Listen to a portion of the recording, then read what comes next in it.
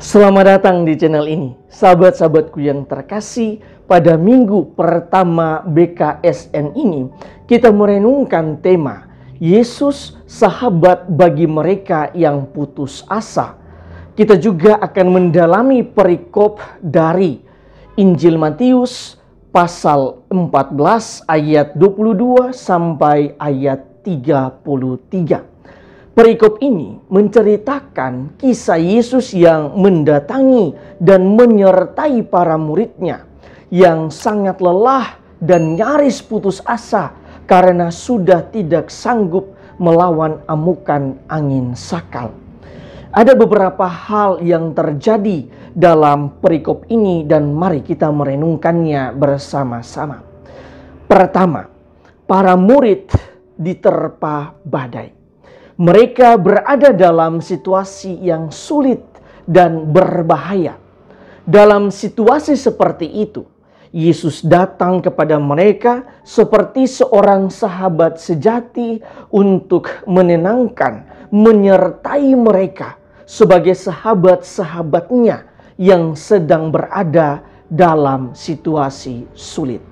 Seperti kata pemazmur, Dia datang mendekati dan menolong mereka menjelang pagi seperti yang dilakukan Allah sendiri.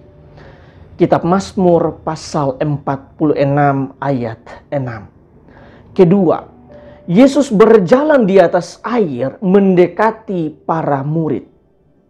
Dengan adegan ini, Yesus hendak menunjukkan bahwa Ia adalah orang yang berkuasa atas alam ini.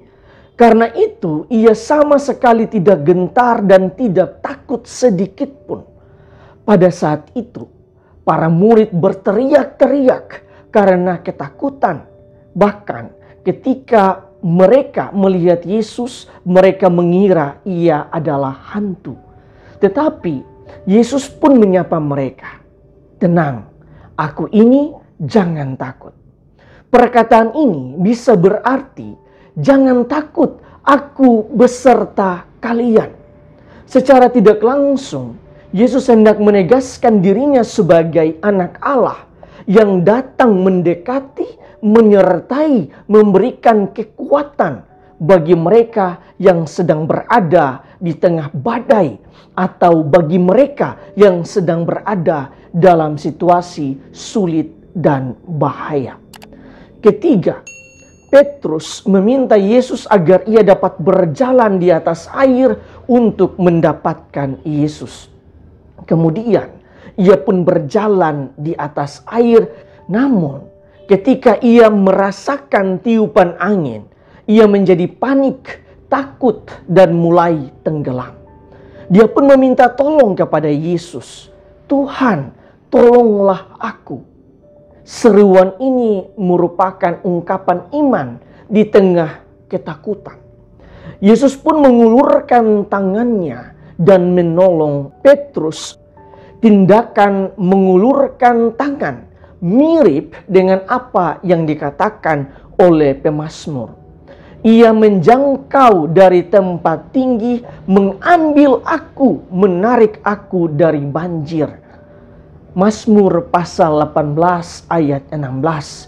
Atau, ulurkanlah tanganmu dari tempat tinggi, bebaskanlah aku dan lepaskanlah aku dari banjir, dari tangan orang-orang asing. Mazmur pasal 144 ayat 7.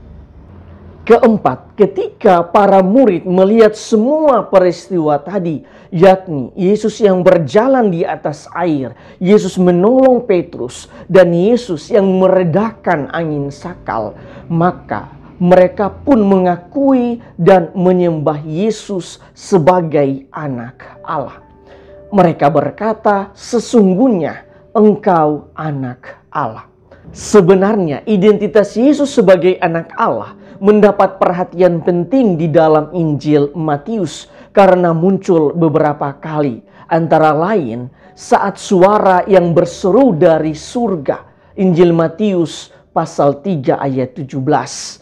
Kemudian pengakuan Petrus di dalam Injil Matius pasal 16 ayat 16 dan juga pengakuan kepala pasukan Romawi di dalam Injil Matius pasal 27 ayat 54. Sahabat-sahabatku yang terkasih, berdasarkan bacaan Injil ini, marilah kita merenungkan beberapa remah permenungan. Pertama, salah satu hal yang perlu disadari oleh kita semua ialah persoalan dan kesulitan hidup tidak akan pernah luput dari kehidupan kita.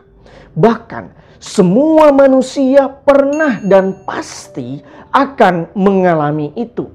Masa pandemi ini menjadi bukti nyata bahwa kesulitan dan persoalan itu pasti menerpa kehidupan semua manusia.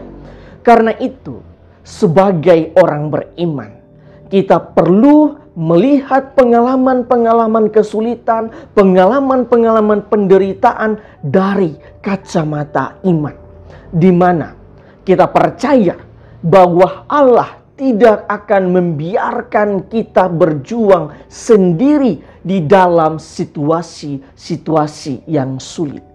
Ingatlah bahwa Tuhan adalah sahabat sejati kita yang pasti akan datang, mendekati, menolong, bahkan selalu ada bersama-sama dengan kita. Kedua, iman kita akan dipertaruhkan jika kita menghadapi pengalaman yang sangat pahit, persoalan yang sangat membebani kita, dan kesulitan hidup yang membuat kita hampir tenggelam di dalam hidup ini. Pada saat itu, kita sudah putus asa karena seolah-olah tidak ada harapan lagi. Kita seolah-olah berada dalam titik terendah dari kehidupan kita. Hal pertama yang harus kita lakukan ialah kita harus tetap tenang dan janganlah berhenti beriman kepada Tuhan. Jangan berhenti berdoa, dan yang lebih penting ialah jangan berhenti berharap kepada Tuhan. Sebaliknya, teruslah berdoa. Karena dengan berdoa, harapan kita kepada Tuhan akan tetap terpelihara. Ketiga, dalam Injil, Yesus mampu mengalahkan badai yang dialami oleh para muridnya. Akhirnya, mereka pun mengakui, sesungguhnya Engkau Anak Allah. Peristiwa ini hendak menunjukkan bahwa Yesus adalah Allah yang akan senantiasa menjadikan kita sahabat untuk menolong kita di dalam setiap persoalan dan kesulitan. Karena itu, ketika kita menghadapi masalah dan persoalan, ingatlah bahwa Tuhan yang kita imani itu jauh lebih besar daripada persoalan yang kita hadapi. Keempat, di dalam situasi sulit, berserulah seperti Petrus, Tuhan, tolong aku. Dengan begitu, kita akan merasakan uluran tangan Tuhan yang akan membantu kita. Sebab Tuhan yang kita imani adalah Immanuel, yaitu Allah yang senantiasa menyertai kita. Dalam arti tertentu, di setiap persoalan hidup, kita tetap berserah dan membiarkan Tuhan berkarya di dalam setiap persoalan kita. Selain itu, ingatlah bahwa Tuhan pasti tidak akan turun dari surga dan menolong kita secara langsung, tetapi Ia akan mengirimkan berbagai orang yang akan menolong kita. Ia akan membuka jalan dan memberikan solusi bagi setiap persoalan kita. Kelima, jika kita telah menerima pertolongan dari Tuhan, jangan lupa untuk mengulurkan tangan kita dan membantu orang-orang yang sedang membutuhkan bantuan kita. Ingatlah bahwa sekecil apapun bantuan kita itu sangat berharga bagi mereka yang membutuhkan. Oleh karena itu, milikilah hati seperti Yesus yang senantiasa tergerak oleh belas kasihan untuk mengulurkan tangannya, membantu orang-orang yang membutuhkan bantuannya. Akhirnya, jika Yesus telah menjadi sahabat kita untuk menolong kita dari setiap persoalan-persoalan kita, maka kita juga harus menjadi sahabat bagi mereka yang membutuhkan bantuan kita, bagi mereka yang sedang ada di dalam keputusasaan. Tuhan memberkati kita semua.